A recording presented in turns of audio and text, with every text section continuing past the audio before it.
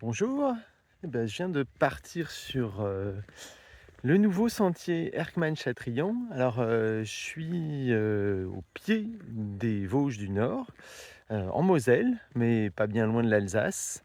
Voilà, c'est un nouveau GR de pays qui a été mis en place par le PETR de Sarrebourg et pas mal évidemment avec le club vosgien, avec l'AFF Randonnée. Enfin, tout le monde s'est bien concerté, je pense, pour mettre en place ce nouveau sentier.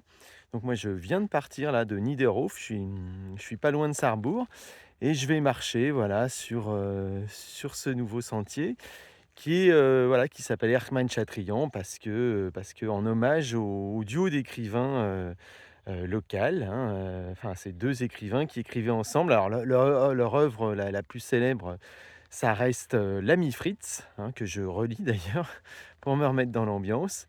Et puis apparemment, ils ont pas mal écrit justement, sur la région, aussi sur les paysages et on peut retrouver un peu dans leurs écrits, des choses qui renvoient immédiatement, justement à ces paysages, des Vosges du Nord. Alors pour l'instant, je suis dans le Piémont là, hein, on voit vraiment, c'est un décor assez bucolique, hein, un petit peu du bocage, vosgien et voilà, je vais m'aventurer plus loin.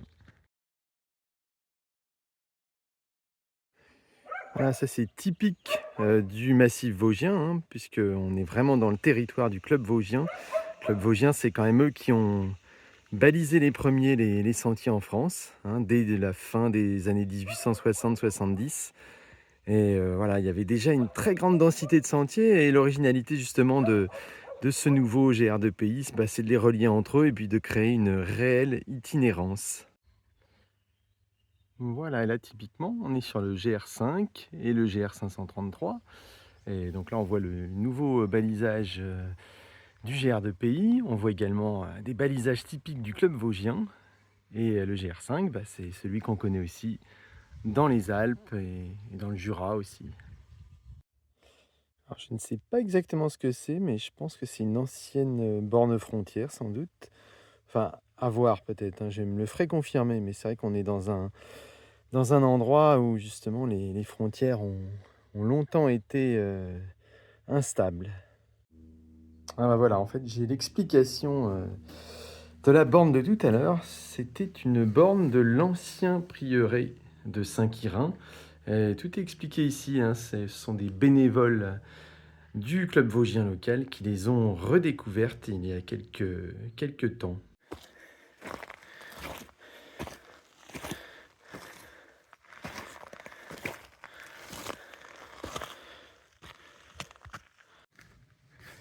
Ouais, je pense que c'est un chemin qui doit être très agréable à parcourir, même sous les grosses chaleurs, parce que on est quand même bien à l'ombre, bien à couvert des bois. Alors là, le terrain est un petit peu gras et il a plu ces derniers jours, mais voilà, on sent quand même la fraîcheur, même s'il fait déjà chaud.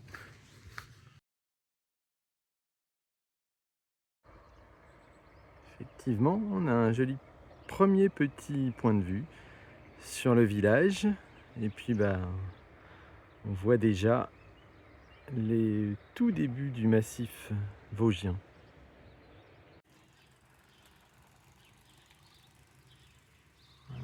L'église principale du prieuré de Saint-Quirin. C'est la première grande étape patrimoniale sur le parcours.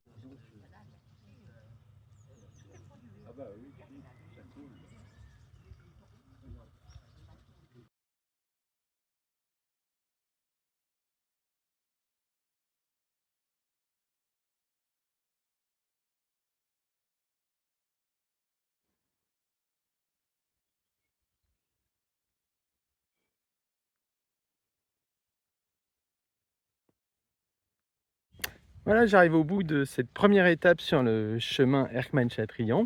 Ah, c'était une étape très boisée, très bucolique, avec des petits dénivelés, mais on reste vraiment sur le piémont des Vosges, une ambiance vraiment forestière, assez typique, hein, de ces Vosges, avec une forêt déjà bien dense, hein.